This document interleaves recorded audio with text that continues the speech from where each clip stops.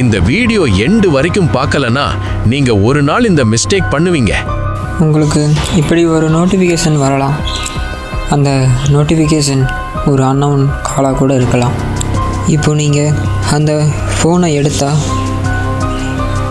ஒரு அவசரமான குரலில் உங்கள் அக்கௌண்ட்டில் ப்ராப்ளம் இருக்குன்னு சொல்லுவாங்க. நீங்கள் பயந்து ஒரு செகண்ட் பேசினா அது போதும்.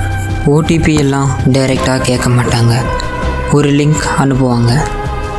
அந்த லிங்க்கை நீங்கள் தொட்டாலே போதும், உங்கள் அக்கௌண்ட்டில் இருந்து பணம் சைலண்ட்டாக போயிடும்.